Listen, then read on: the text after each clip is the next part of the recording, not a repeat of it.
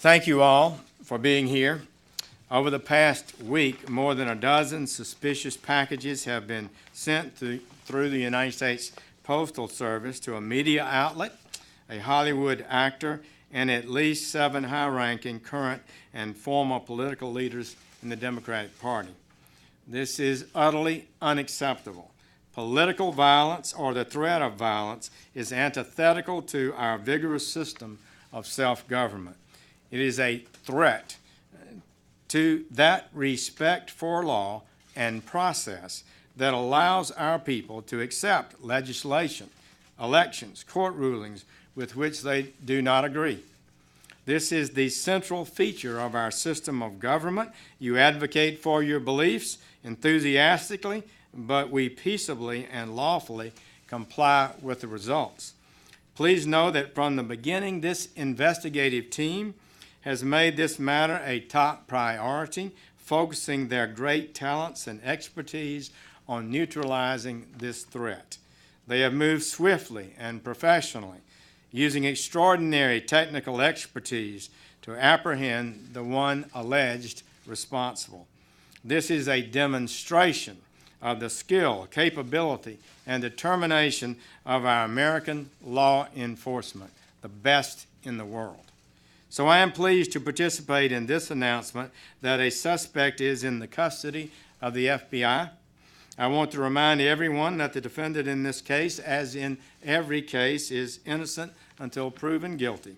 He has been charged today with 5 federal crimes, including interstate transportation of an explosive, illegal mailing of explosives, threats against former presidents and certain other persons, threatening interstate communications, and assaulting current and former federal officers. For these charges, the defendant faces up to 58 years in prison. These charges may change or expand as the investigation proceeds. This is a law and order administration. We will not tolerate such lawlessness, especially not political violence. And so I want to thank FBI Director Wray and his team, all of our law enforcement partners who are here, ATF, Secret Service, postal inspectors, Capitol Police, and New York City Police Department, and the United States Attorney Berman of the Southern District of New York, and U.S. Attorney for the Southern District of Alabama, Ariana Orsham. Federal, state, and local law enforcement officers from across this country responded immediately to the cause and contributed to this effort. We are proud of each one of them. I want to reiterate the defendant in this case is innocent until proven guilty. But let this be a lesson to anyone, regardless of their political beliefs, that we will bring the full force of law against anyone who attempts to use threats, intimidation, and outright violence to further an agenda. We will find you, we will prosecute you to the fullest extent of the law. And now Director Wray, who's done an incredible job leading this effort over the last few days, he will give us the details of today's important arrest. Chris? Thank you, Jim.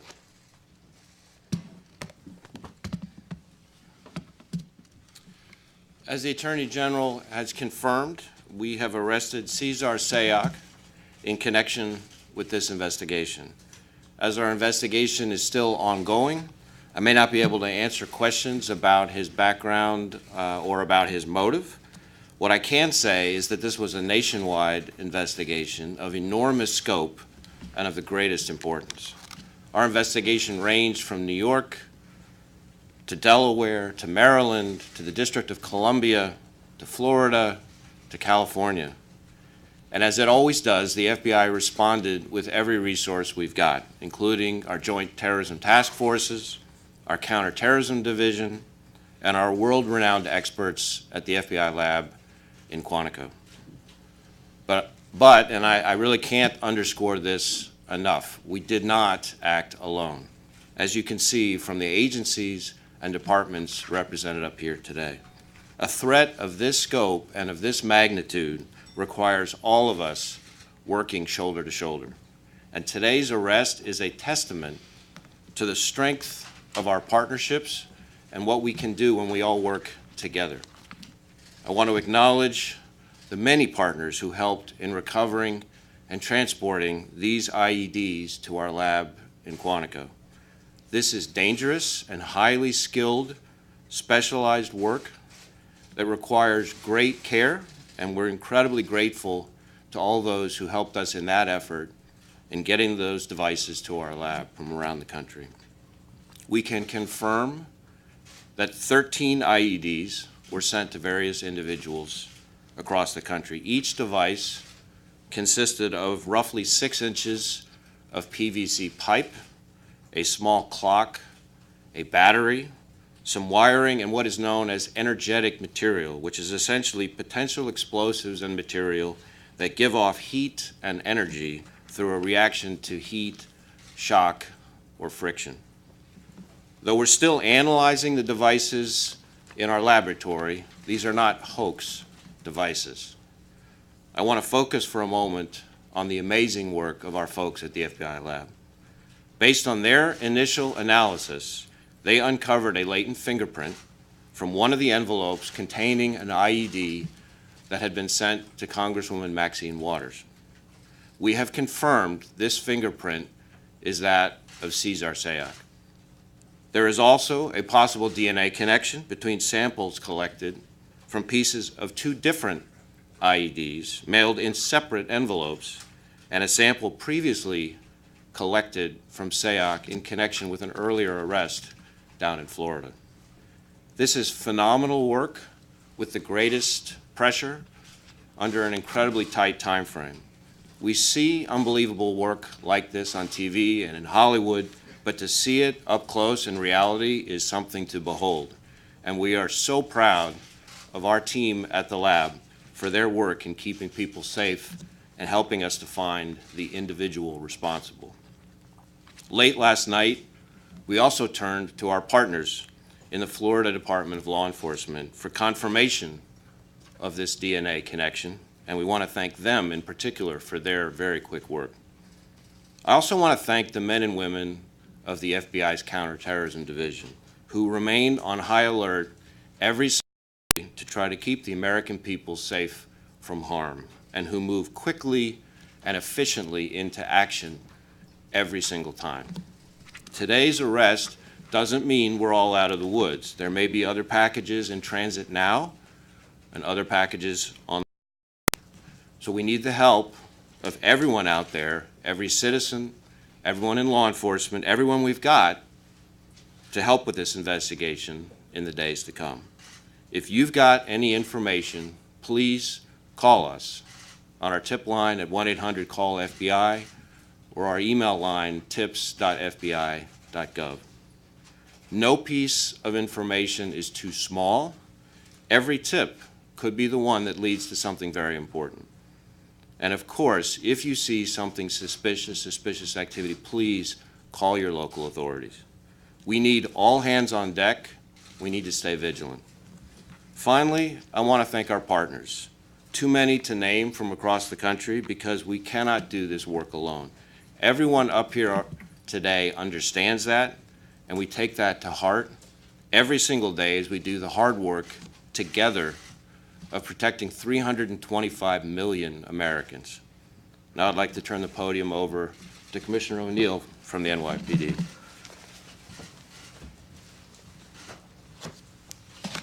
Thanks, Chris. Good afternoon, everyone. On behalf of the men and women of the NYPD, and quite frankly, all the people in New York City, I want to commend and thank all of our local, state, and federal law enforcement partners in this effort, including the Attorney General's Office and the U.S. Attorney's Office for the Southern District of New York. Our NYPD detectives, along with FBI and ATF agents, postal inspectors, New York State Police, and many others, they are one team on our Joint Terrorist Task Force. The JTTF in New York was the first of its kind in the nation. It's been in business since 1980. Today, there are 300 investigators from 56 agencies. 113 of them are New York City cops.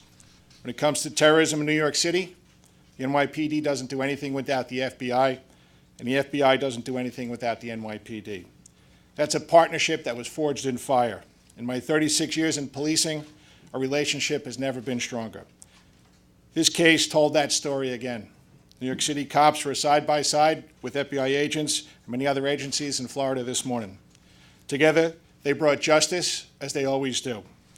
The wide experience of our agencies, coupled with the individual expertise of the members of the NYPD Bomb Squad, our highly trained Emergency Service Unit, our Intel Bureau, our Counterterrorism Bureau, our patrol cops, who were the first to respond to CNN, all helped lead to today's arrest.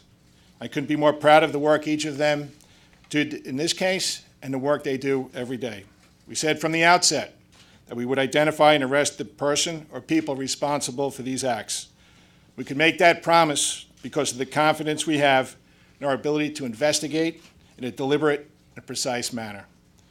Today's arrest means that New Yorkers and indeed people across our nation are safe, but as Director Wray said, there might be more packages out there, so everyone still needs to take caution. And if you see something out there, call 911, and in New York City we have a number also, 1-888-NYC-SAFE. I want to thank the members of the public who contacted authorities with information during this investigation. New Yorkers don't back down, they step up every single time. We've been through things like this before, and much worse. I'm never surprised by the unmatched resiliency our city always displays. Thank you also to the media for broadcasting the photos the NYPD released, because it certainly helped workers around our city identify additional packages and help move forward with this investigation. Thank you. Good afternoon. I'm Jeff Berman, United States Attorney for the Southern District of New York. 5 days ago, on October 22nd, law enforcement recovered the first device from a residence of George Soros. Over the last 5 days, as more packages were found across the country delivered to former presidents, federal officials, and public figures, our law enforcement community, federal, state, and local, has worked day and night together with other prosecutors from my office to identify and apprehend the perpetrator that has now happened.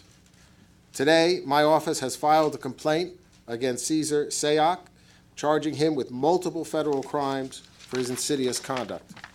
Specifically, the defendant is charged in 5 counts that include illegally mailing and interstate transportation of explosives and threatening a former president of the United States.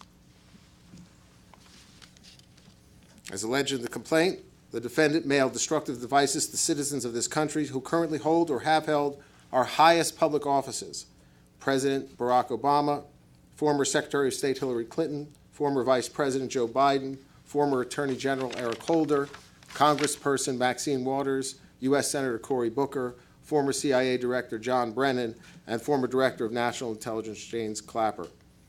The defendant's conduct as charged is cowardly and reprehensible and totally anathema to our democracy. And now the defendant faces a potential total of 58 years in prison. This is an ongoing and active investigation. We will not rest until these crimes are fully investigated and the defendant or defendants are brought to justice. I want to take a moment to thank our partners, the Joint Terrorism Task Force, the FBI, the NYPD, U.S. Postal Inspection Service, New York State Police, the ATF, the hardworking career prosecutors and investigators in the terrorism unit of the Southern District of New York, and I would also like to thank the extraordinary cooperation we received from the Southern District of Florida. Thank you. Good afternoon. My name is Gary Barksdale, Deputy Chief, United States Postal Inspection Service. First off, like many of my colleagues, I'd like to thank all of our federal partners who participated in this nationwide investigation: the FBI, ATF, Secret Service, New York Police Department, and the many state and local law enforcement agencies who provided valuable assistance. Truly, I can say this is the way law enforcement is supposed to work. This was a massive investigation, was a collaborative effort, and was well coordinated with each agency bringing a special expertise to the table. But I would also like to recognize the many postal employees who we think of as our eyes and ears. We appreciate the diligence and awareness. In fact, it was a postal employee this morning that alerted us to one of these suspicious parcels.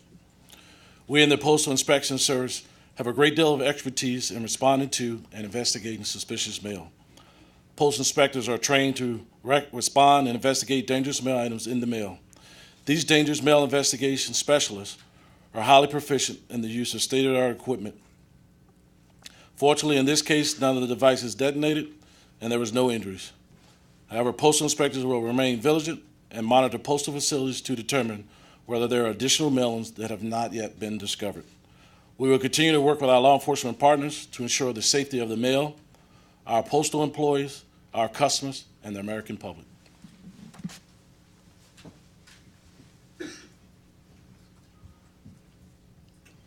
Good afternoon. Tex Ellis, the Secret Service Director. Just as the other speakers have emphasized, I just want to comment on the importance of cooperation here. We were in the forefront of this with receiving early packages on Tuesday and Wednesday, and fully engaged with the Joint Terrorism Task Force and other federal partners, and just want to acknowledge the great work done by the FBI, ATF, the Postal Service and inspectors, New York City Police, Capitol Police, and then the different states involved, New York, Florida, California, Delaware, Maryland, and even the District of Columbia.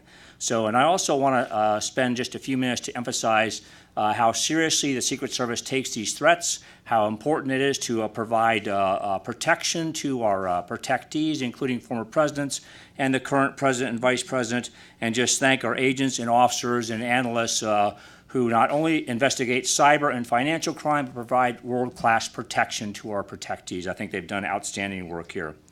I would just also remark that since Tuesday, along with Director Wray, this has been our #1 focus of the agency, is to find the perpetrators of these incidents and to bring them to justice. Thank you.